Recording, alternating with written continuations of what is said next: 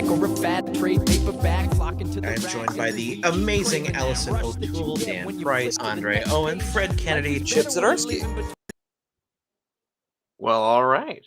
And that is on getting new systems set up and technical difficulties. What's up, folks? I'm your host, Konrad, on Wednesday Night Reviews.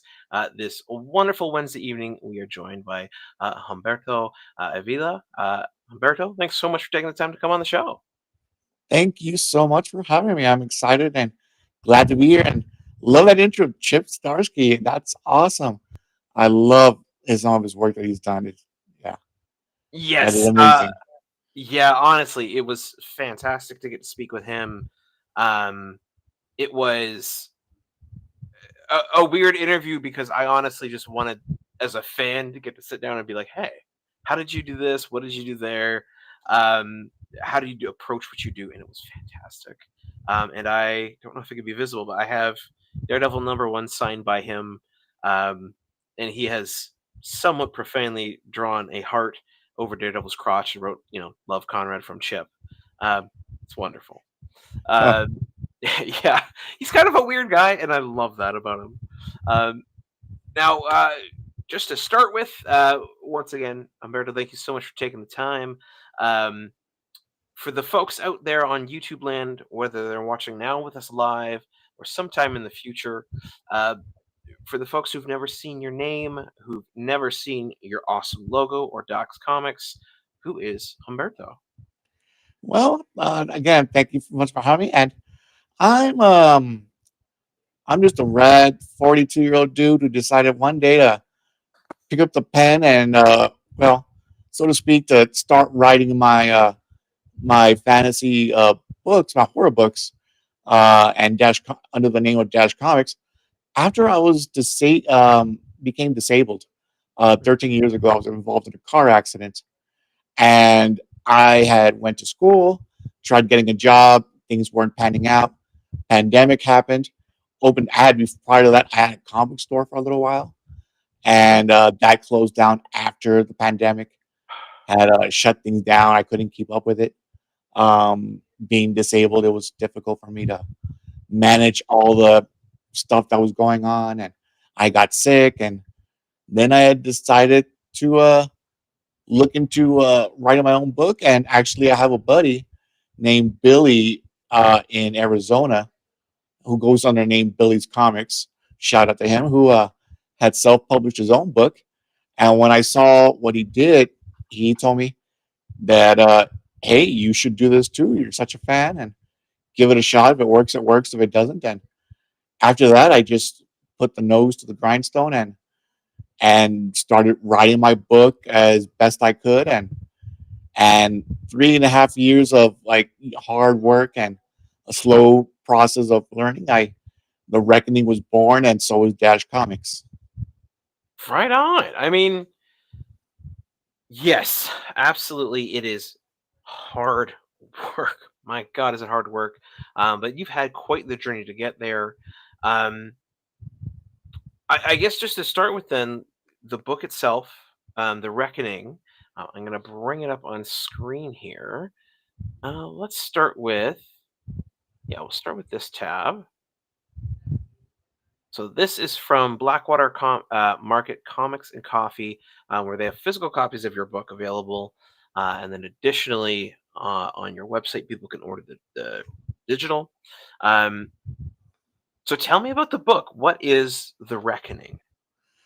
Well, The Reckoning, I decided that would be my flagship book as my big thing, because I was told, for one thing, this is going to be a long series for the book, but I was told on my first book not to do a grandiose long series.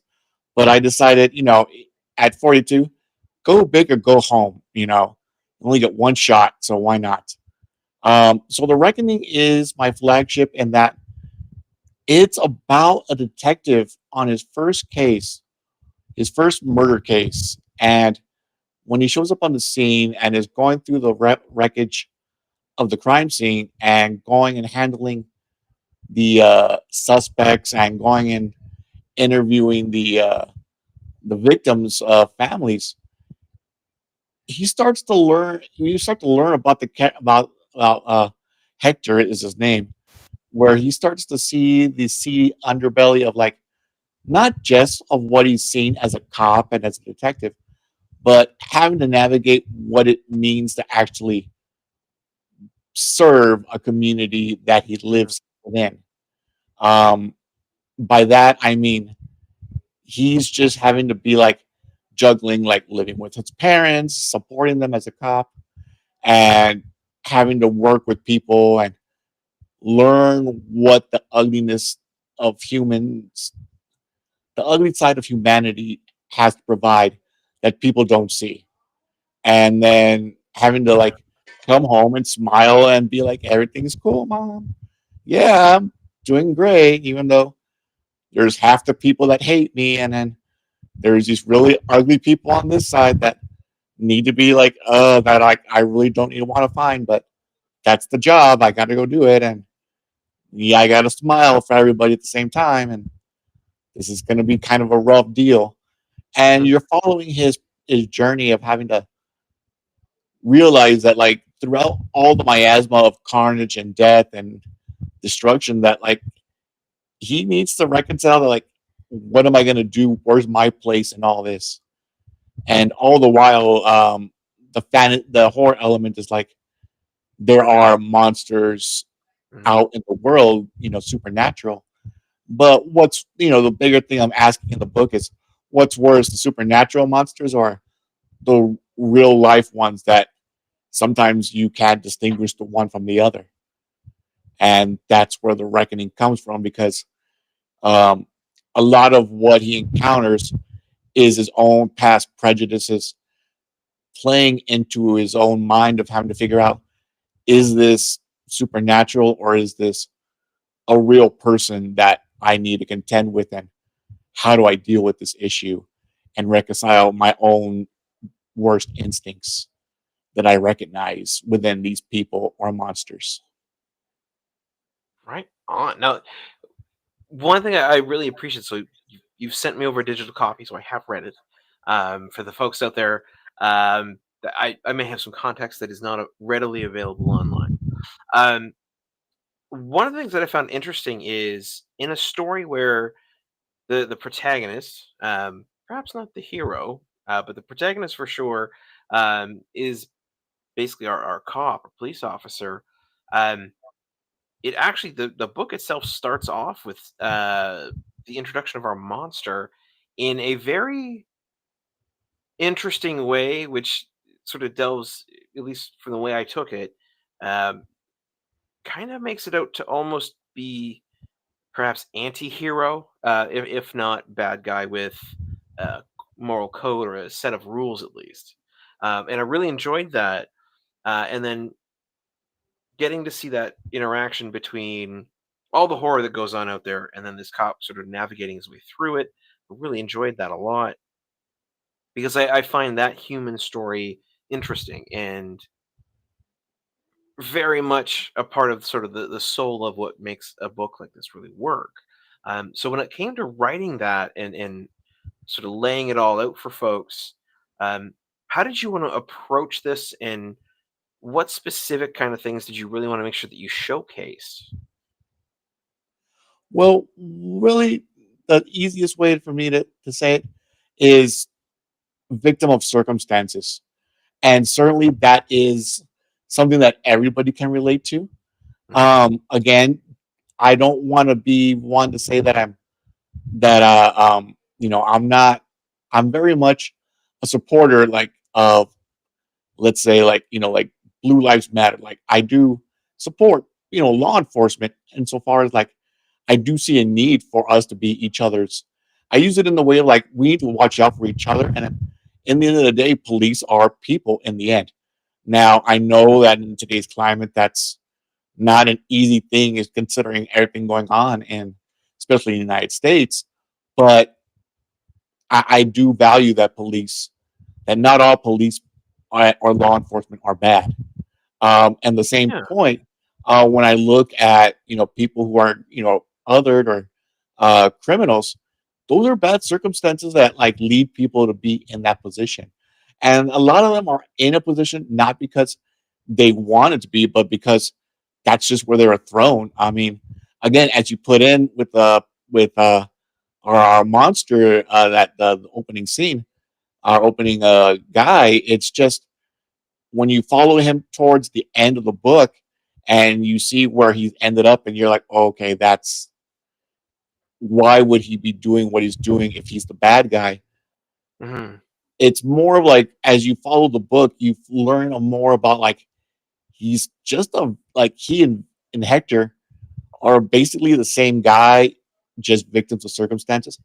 Yeah. I don't want to give away towards what's the end goal of the monster and what it does with our antagonist, our unwilling antagonist who's along for the ride. But like it has to make Hector see like I'm just like to put it the Killing Joke, one bad day away.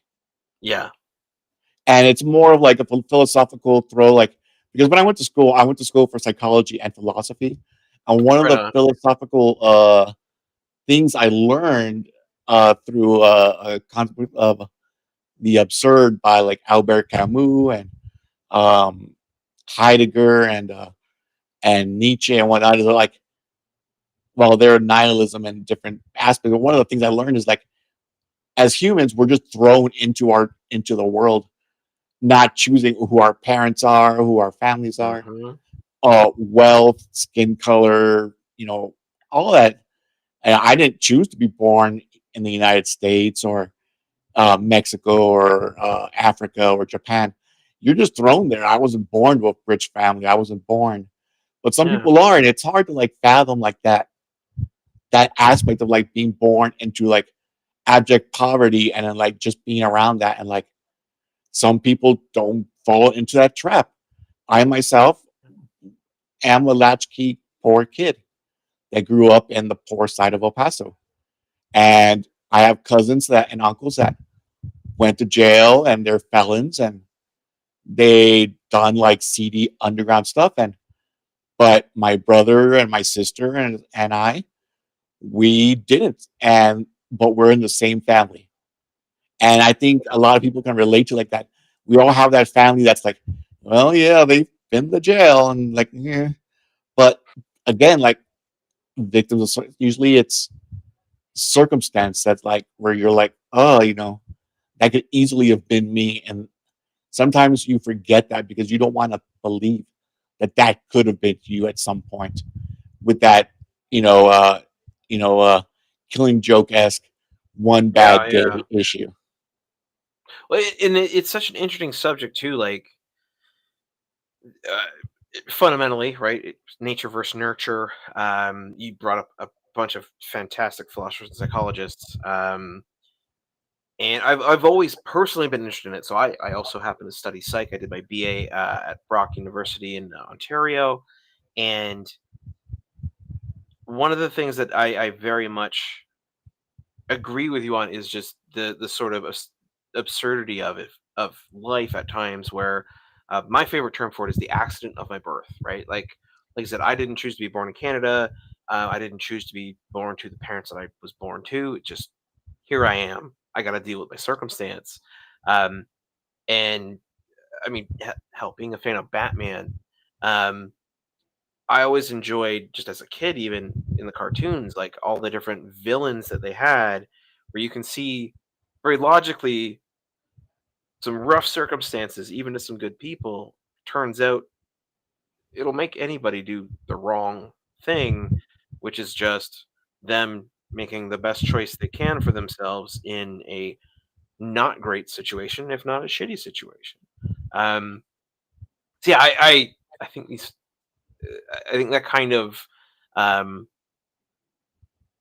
I guess mentality, but also like the storytelling that comes out of it can be fantastic. Um, yeah. So thank you for exploring that, man. Yeah, I mean that's very much like I was very much inspired by the Killing Jokes. Obviously, is one of the books that like Alan Moore is fantastic at exploring that. Hmm. I like that more than I like the books. Obviously, better than the animated version, but I still Oh, liked it, animated version. But A little weird turn with the Batgirl in the animated, but okay, I guess that's then a different take on it. But Yeah. the Alan Moore book was still great, and again, it even parallel. To be honest, is like if you want to go into live action, it's the most recent, the Batman with the Riddler, talking Yep. about having this whole thing about it's one thing to be an orphan in a slum, and an orphan in a mansion. We're up around wealth. That's why he kept saying we're the same. No, Him and exactly. Yeah. Bat Bruce and his mask, and him and his, where he saw him who he was. And Oh, that's why when Batman started freaking out, like, what'd you do? What'd you do? And that's why he was like, started freaking out and singing Ave Maria, was because like, he was like, yeah, you didn't see that you and I are just basically almost the same dude. Like, there's nothing, very little separating us. That's why at the end, when he unmasked the Riddler guy, and the guy was like, when they asked him, who are you? And the Riddler henchman was the guy from the church. When he was yeah. like, I'm vengeance. That's when he was like, damn, that's me. Yeah. And then, of course, to go back a little further, Danny DeVito's the Penguin. His parents dumped him down to die. And don't tell me that wouldn't make you a little bit mad Oh, or right. Like resentful. And that's why he went after all the parents. Oh, yeah. Like it's one of the more interesting things, especially like the Batman centric characters and villains. Um, because yeah, like especially in the animated series, there's a couple of storylines from New 52 that they did, I think, really well. And then like the Rebirth stuff as well, where because they take the time to really show you about the circumstances that these characters get themselves in, or rather are put in, and they show you how those characters work through it. It's almost hard to be mad at the villain, where it's because you understand them and you can relate to them, which I think is thrilling for storytelling, but also scary. Um, so, oh, go ahead. Oh, yeah. And I mean, that's exactly what makes their stories so palpable, and where people kind of like say, well, if they're, when I would talk about the Penguin or the Riddler in these concepts, people would say, yeah, well, then what's the point of him blowing up the city wall or killing the kids in the wanting to kill the kids in the Batman Returns? Like, that just negates his whole point. And I'm like, you're right, you're not wrong. I said, but that's the point of being like a sociopath, is that while you are making the point is right, that like, yeah, there is no difference between Batman and the Riddler, or the Penguin and his the reasons to be angry. The reason why they're sociopaths is because while their anger is justified, their end means the way they're going about it. That's where they're wrong, because instead of attacking the institution that is making them what they are, they're attacking their very people that would have otherwise rallied around them and been like, you're right, like, this is not right, we need to rectify this wrong. As we look at it, we're all victims in this, and these programs and these politicians and all this need to be looked at, and we need to change things. But instead, we hyper focus on like, okay, well, they're going to kill the city wall, so let's sweep away what the actual meaning of what the Riddler was, at the core reason why he was what he was. And And that's there it why is. they Yeah. that's why people get stuck on, like, well, that's why they get the message get lost in that meaning, because the end of the day, the villain is a sociopath. That doesn't mean that he's wrong. It's just his end means is what is unjustifiable in itself. Oh, 100%. And it's that willingness to go to the extreme, that unfortunately, in a narrative sense, makes them fantastic villains. But yeah, it's that's where sometimes I find, yeah, people lose the tangent, if you will, of the ideal. And speaking of which, of sociopaths and all of these wonderful villain narratives, for the Reckoning, what I wanted to inquire about was, um, before the interview, you mentioned more comics were coming from yourself. Um, the Reckoning issue 1 is out. People can go get it now, whether it's digitally at dachcomics.com, or sorry, Dach, yeah, dachcomics.com, or of course at bwmcomics.com if they happen to be in Ohio. They Um, ship out too. Oh, sweet. Okay, cool. Never mind. Just go to bwmcomics.com, Blackwater Market Comics and Coffee. Find The Reckoning and order it. They'll ship it to you. Sweet.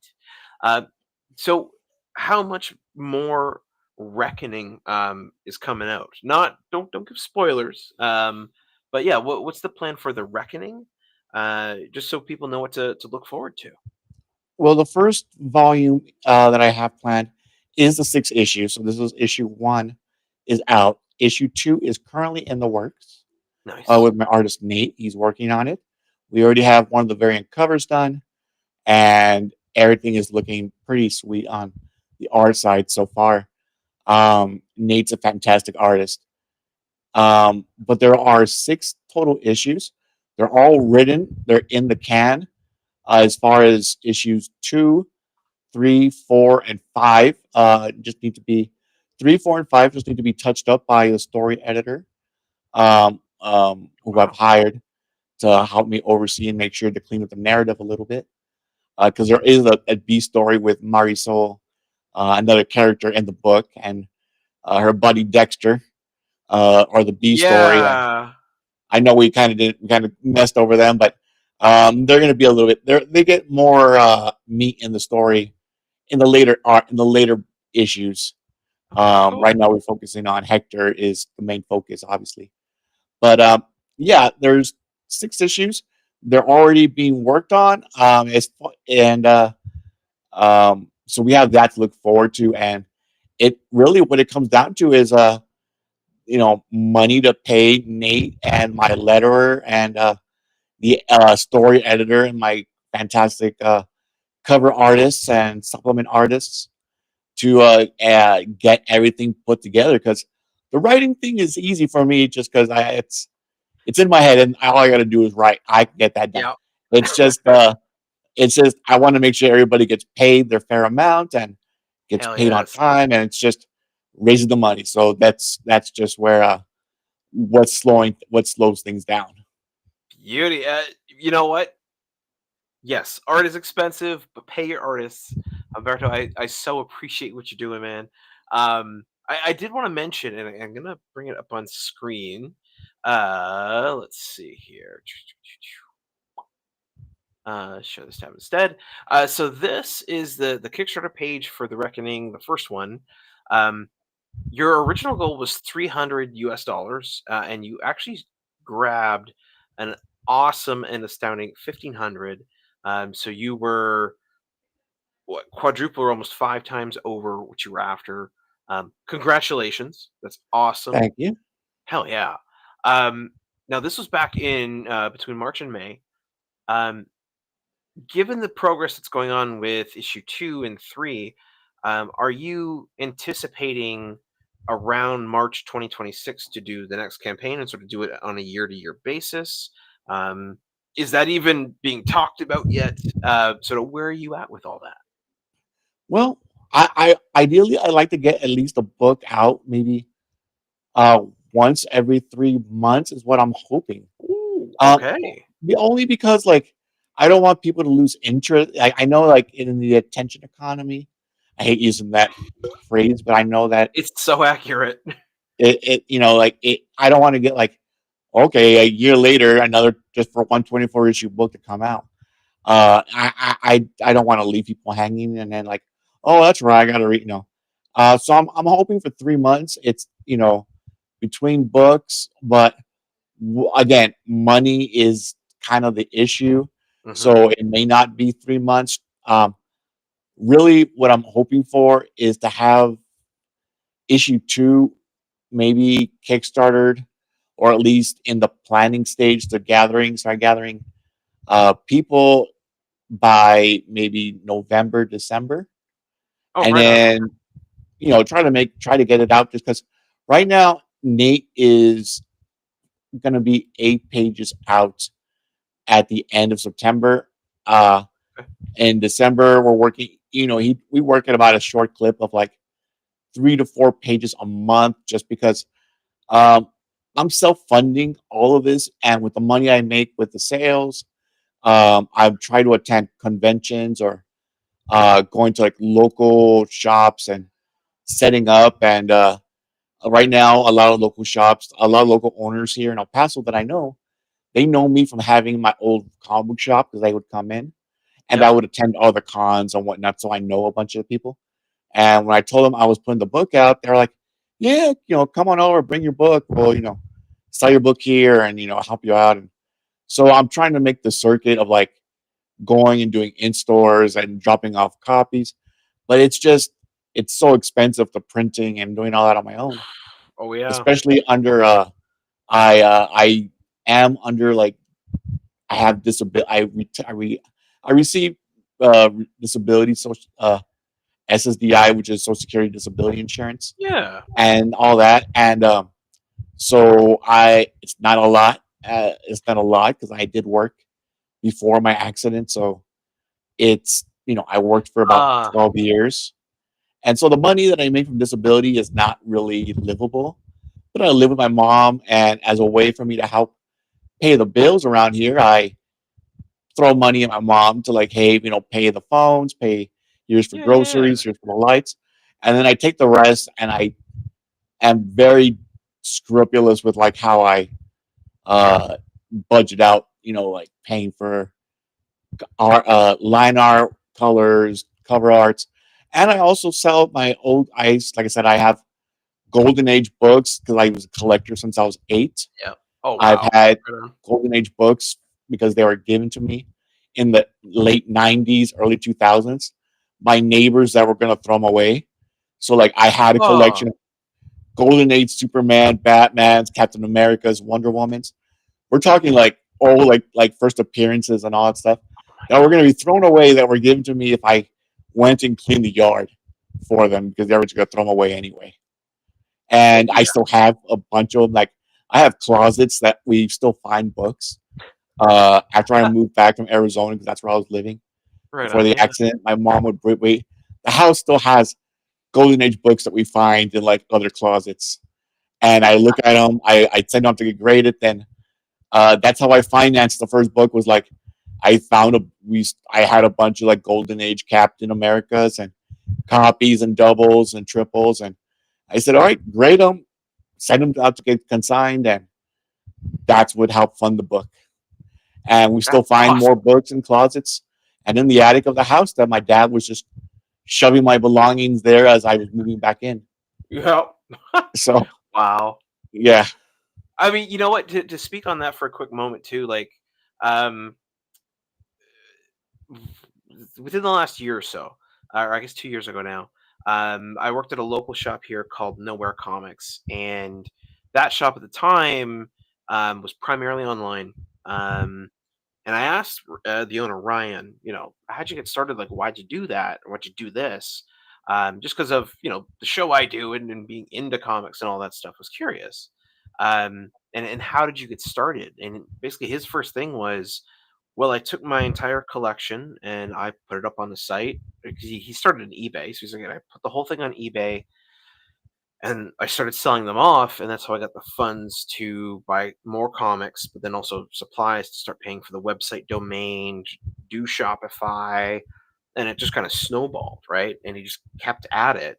Um, I'm sure luck played a fair portion of it, but also just sort of axe to the grindstone and go at it. And you know what? You going through and grabbing those comics, getting them graded, and I hope many of them come back worth healthy chunks. Sounds like they have, for you to be able to pay your artists, your editors, your editing for narrative and story, editing for actual content, like all those people. Um, that is fantastic, and it speaks a lot about your drive to get this done and to be a comic creator and a writer. Um, and it's inspiring and awesome, because yeah, like not a lot of people are willing to give something up in return, right? Like they want to do the writing part and then go get somehow, hopefully it happens. Whereas you are going, okay, I've done the writing part. Okay, what happens next? What do I need? And that I think is amazing. Oh, definitely. And that's also like since you said it has been like the most that has been the big thing is like the most it's rewarding and frustrating at the same time because For one, I love comics. Like I said, I was 8 years old when I got my first comic. I got it off the rack when they still had them on the racks Hell at yeah. like bodegas. And again, it was luck that I was getting all these golden age books at like 8 Mm. to like 12, 13 years old. I didn't know what I had when I got them because, again, I you know, as a kid that was just walking around, I was Yeah, buying yeah, things. yeah. I was buying things at the racks because I was looking for change on the floor. That's how I bought things. When I would walk to school, I just looked on the floor and looked for change. I collected cans. I would go to the neighbor and say, "Hey, can I pick up your dog's poop?" And eventually they said, "Well, how much do you want?" And I'd be like, "Uh-huh." And then they're like, "Well, you like comics, right?" And I'm like, "Yeah." And they're like, "Well, I'm gonna throw these away, you know." That's it, it's just dumb blind luck that like they didn't care about them. I was happy to get it, and then I put it away. I was too enamored with the cartoons at the time to like really appreciate Yep. I mean, I looked at the comics, but I just didn't know what they would be worth, if Yeah. anything. And then as I got older, I just never looked at them again because I just forgot that I had them. And then when I came back, that's when we found it. But yeah, I mean, one thing is like it was difficult to let go of those books Mhm. because like as soon as I found out like I had or like Captain America, like early runs of like the Captain America comics, Oh yeah. Alex Schomburg, Sid Shores, the Joe Simon stuff, and I'm like, oh god, like I held on to them for as long as I could.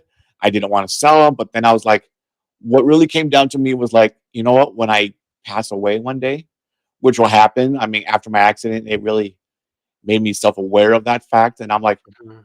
I'm not gonna take these with me. And my whole family, they enjoy that I love comics, but they don't care about them. If that makes any Yeah. sense to you.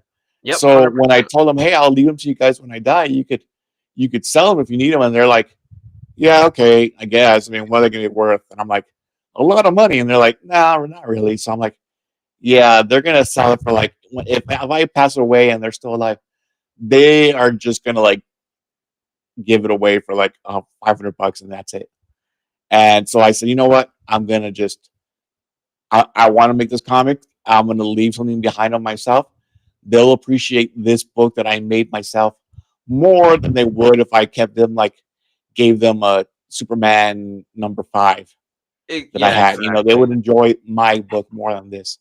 So I sold my books. I still have a bunch. I kept favorites that I have, and I just kind of said, okay, well, whatever if I need to sell a book to raise funds for here and there, I'll send a book out for commission, for a consignment, and then I'll just go about that. But for the first book, I did just threw out a bunch of the doubles and low grade stuff, Right on. and that's how I made it. And it was definitely a sacrifice, but like I said, it's not going to go with me when I grave. And the best thing about it, and the worst thing I said again, was when I was doing the reckoning, when I was telling people at comic book shops or at cons, I was going to a lot of local artists and saying, "Hey, I'm gonna make my own book. I'm looking for an artist. Would you be interested in doing the artwork? I'll pay you." And they'd be like, "Yeah, okay, cool. Hit me back when you got something." And I'm like, "I'll pay you cash. I got cash." And they're like, "Okay, well, just email me and we'll figure it out." And then I would email back and forth. I would get their phone numbers. We'd text, Facebook, emails, and Nice, eventually nice. they never respond. And so I am thankful that like Nate Walkington in Florida answered me. Francesca Fantini over in Italy Oh, answered the cool. call, and Ray Dillon and his wife are artists themselves that do comic stuff, Mhm. and they gave me the rates, and they said, "All right, well, if you got cash, this is what it'll be. This is what we're charging, and if you got the money, we need deposits, and we'll start working now." And they called my bluff. I said, "Send the deposits," and I said, "I'm for real, man. I'll be the realest person you know." And that's been like the weird thing is like with the reckoning. I've been other interviews on like when I've talked to other shops, they're like, "Didn't you get the local guy to do this?" Or like one of like how about this guy? Like they're local, and I'm like, yeah, I've asked, but they, mm, I don't want to say blew me off. I don't want to be disingenuous. Yeah, I yeah. don't want to get in my feelings about this, but I'm like, they kind of just smiled at me and said, okay, thanks, and Mm, they never got back to me. So I'm not going to sit on my hands and feet to wait around forever. exactly. Yeah. So you know what? If they want to work with me again, I have cash. I'm not going to say no, but if they don't want to do it, they can just say no. I'm not going to get my feelings hurt. In fact, you're going to hurt my Mm, feeling. Going to get me thinking. Otherwise, it's easier just to tell me no. I can't do it or I don't have time. Just say that. Don't shoot me off. That's one of my pet peeves. But I mean, yeah, I got cash. If you want to do it, I'll pay. And that's totally. been like the frustrating part is just, and I get it because like when I've been looking at other artists that I've said, yeah, I'll do it, and I've sent deposits, and then I'd be like, hey, where's the artwork? And then they're like, yeah, Yeah. I don't got time anymore. And I'm like, are you gonna return my deposit? And they're like, no, I can't do that. And then I'm forever ghosted, and I'm like, ugh. So that's been the frustrating part of this whole process. Yeah, honestly, that is something like I think I don't know exactly how to say it. I don't want to say the comics community, but like artists I find have a really rough time where so many people will say, "Hey, I want to work with you. I want to do this. I'll pay this. I'll do that." And then no one ever returns their calls or their emails, or they say, "Hey, here's my rate," and all of a sudden they get, in response to a rate, they get grasshoppers. And then when someone like yourself comes along, where you're like, "I have the money. Here's what I want to do," I feel like maybe there's this like moment of, I don't know, is this guy for real? This seems too good to be true. And then because of stuff like that, people on like the writers who want to hire and commission artists, all of a sudden they're having a hard time. Like it's very interesting, like the weird give and take, the push and pull of freelance art and creators. And some of the tensions that come out of that. I'm glad you're able to navigate it and get these books made, and just basically get on with it, because yeah, some of these projects, or sort of not projects, covers that you've got up are awesome. The fact that you have the book, amazing, speaks to your ability to do that and navigate all that. But yeah, that is rough, to have gone through it. um Yeah, I mean, but you know what? Like I said, like and like as you said, when I look at the devil's advocate from their side, I get it. It doesn't mean that I don't get annoyed by it still because I'm like, mhm. I'm one of those people that like say I am. I do fancy myself, as if I say I'm going to do something, I do it, and I don't like being. I don't because my word is my bond, and if I can't do something midway, like with Ray Dillon, he was supposed to do my second cover of my book, and Mm, we had been talking about it, and I even gave him half his deposit, and so we mm, were already like halfway through the process for the second issue of his cover, but then I ran into like a money issue on my end where yep. some expenses had come up because my accessible van broke down, and I told him, Ugh, "Hey, I hate to like tell you this, man, but I gotta put you on hold because like I can't finish what I'm doing. I can't promise." And he was like, "Oh, great! I was really hoping for that extra half later on." And I was like, "Dude, I know. I'm sorry," but I told him, "Look." He was like, "Do I need to give you back your deposit?" And I said, "No, that's your deposit. This is my fault. mm, Wherever you stopped, that the money I gave you, that's yours. That's your money. Like, don't. I want to keep our communication open, our doors open. yeah. So you know what? This is my fault. This is nothing on you. If you got to take up other project, but that deposit was $400.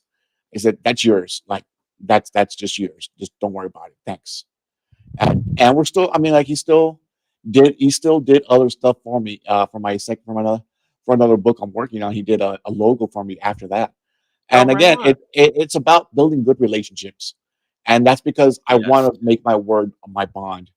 I said I was going to be in a punk rock band and be in the music industry when I was a teenager, and As an adult, I did. I was in punk rock bands, and I ended up working as a recording engineer and as a Oh, live cool. sound guy for touring bands and corporate groups in Arizona. And I also did another thing where I told my parents, I'm going to be a boxer. And they're like, you're not going to be a boxer. And I did get my license, and I was an amateur boxer for about maybe 6 years, where I fought in the Golden Gloves tournament. I Oh, had no way. fights and everything. Yeah. And I did that as an adult, which is crazy because a lot of the people that like I was fighting, like they were already fighting when they were like 10 to 12. Oh, yeah, They were they like start guys from young. like Mexico who are coming to like get their first fights in, like real legitimate fights. And or they were like finishing out their amateur careers to go into the pros. And it was like, hey, if you're gonna fight, it's because these are the guys you gotta fight, because like we got no one else for you.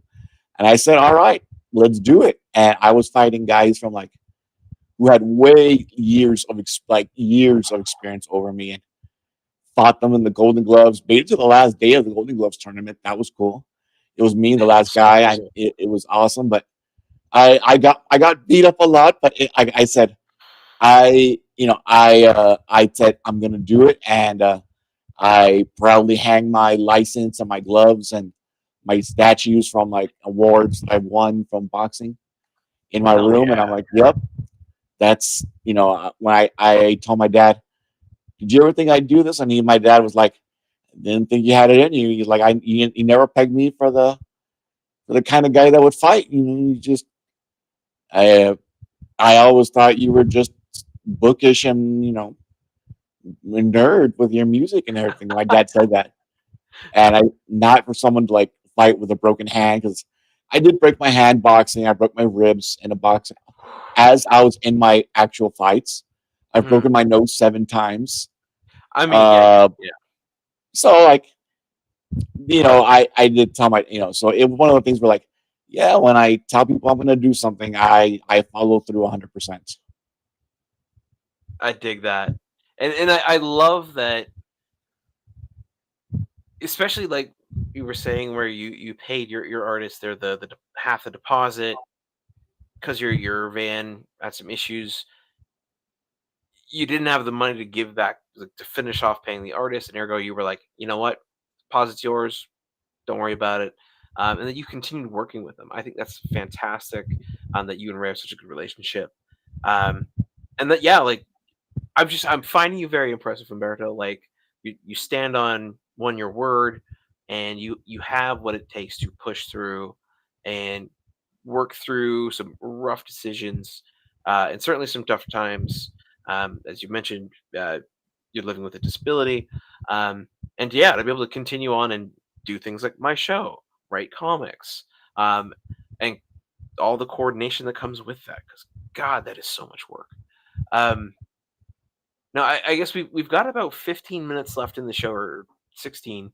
Um, we've touched on the Reckoning, sort of what it's about, where people can get it. Prior to the show, though, or the stream, I should say, you mentioned you've got other books on the horizon. You sort of mentioned it once or twice while we've been talking. Um, what other books are you working on? Sort of what's the concepts for them, at least? Well, the other book, which I had unsuccessfully crowdfunded, but is still in the works, is a book called Dumb Reminders.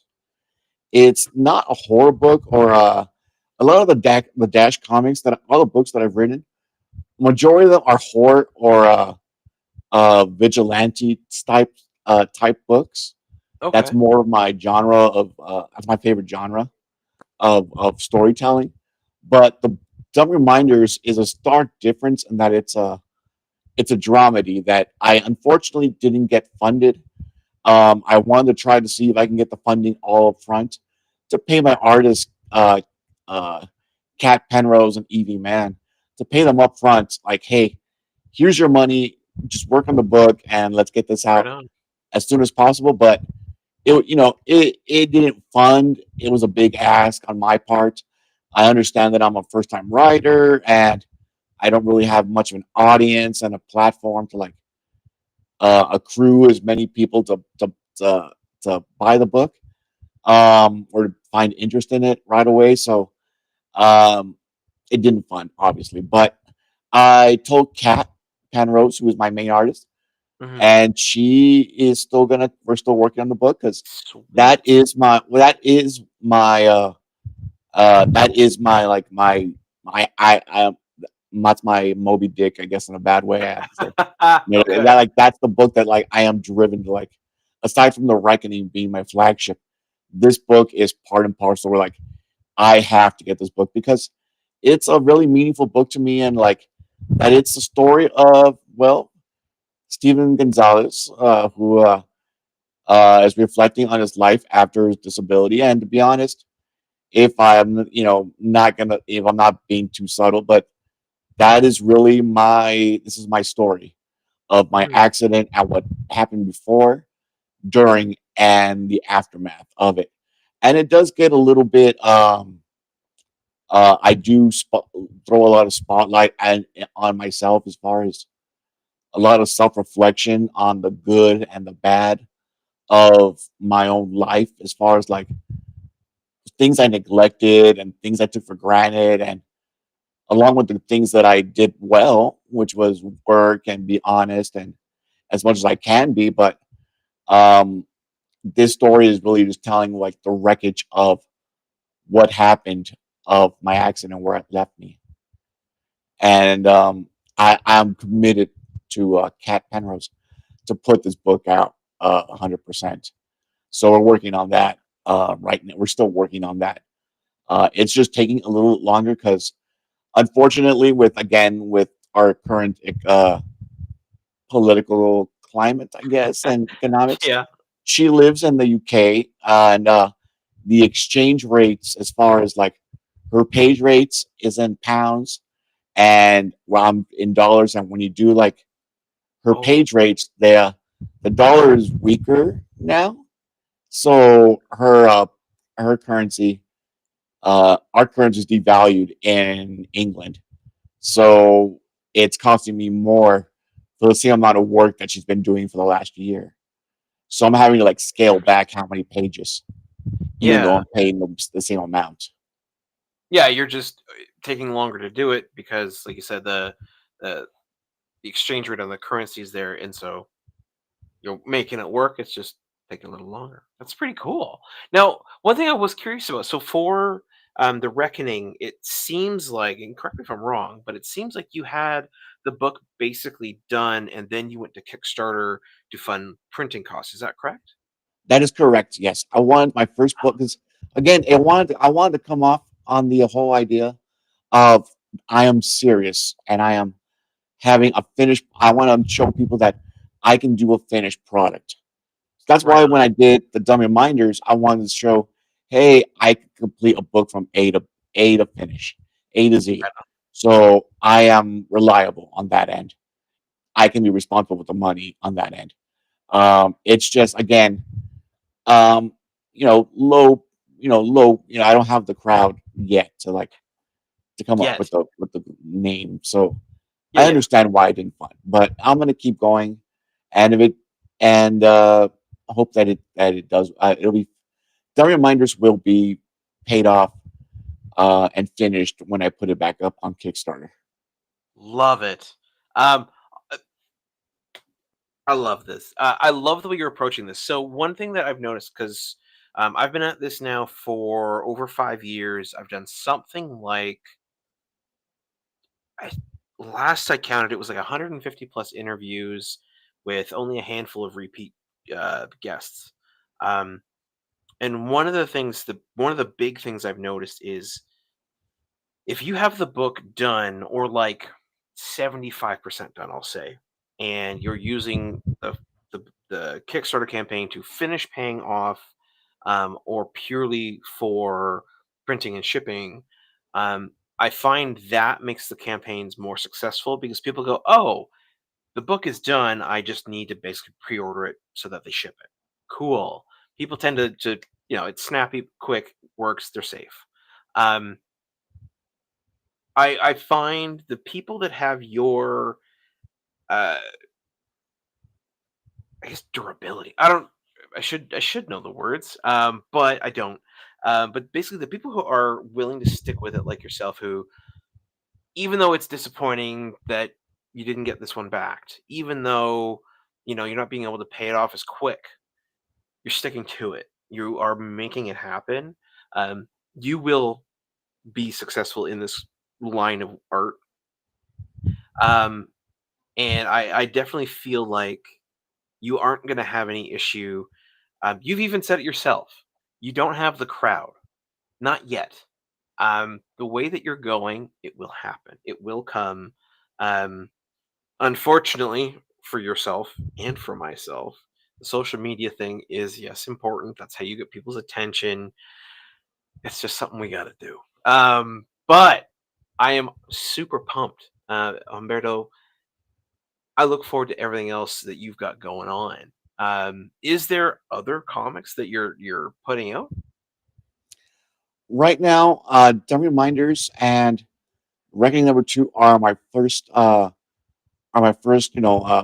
priorities. The Reckoning Two is going to have actually a backup story that I wrote that was going to be part of an anthology I was going to put out. But I No. decided, you know what? Why wait? It's only an 8-page story. I'm going to throw it at the end of the Reckoning Two, and so it's going to have its own. It's going to be part of the Reckoning world, I suppose. Um, it's Yeah. just I wanted to, I was like, you know what? I want to just do this now because I have a bunch of like loosely connected like horror stories and vigilante stories that I wanted to tell, but I didn't have a real good place to put them. Yeah. And I've Yeah. been thinking, you know what? I'm gonna make an anthology, but as I'm going through things, I'm gonna do more with the Reckoning by doing the old school thing that Stan Lee used to do, or like what DC Comics used to do back in the day. Throw up backup features Hell and yeah. gauge to see how those stories do. So instead of like making another book, I'm just gonna like tack these on, and then when I start gauging how well receptive they are to the backup features, I'll be able to determine better how narratively fed into my bigger, narrative structure of the world of the Reckoning, I suppose. Even though the story's Yeah. more about Hector and Marisol, the two characters, I do want to like world build with these other characters where they may never interact with my mains right now, but where they have their own stories. Because I know interconnected worlds are a big thing. Mhm. That's neat, but I don't want to like do that per se.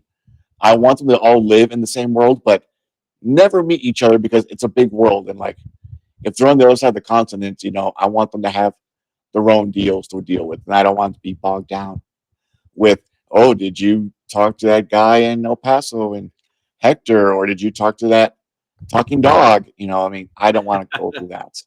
Yeah. And then, of course, I do have like a couple other disassociated stories of like that are along the lines of Dumb Reminders, where they're a little bit more serious, dramatic stuff, or like more like introspective stories Uh-huh. that really have just like really closed and ground narratives dealing with self-awareness and whatnot that I have in the pipeline. But right now, The Reckoning and Dumb Reminders are the first books out. Right on. Well, I look very much forward to seeing your progress on them and what comes next with them.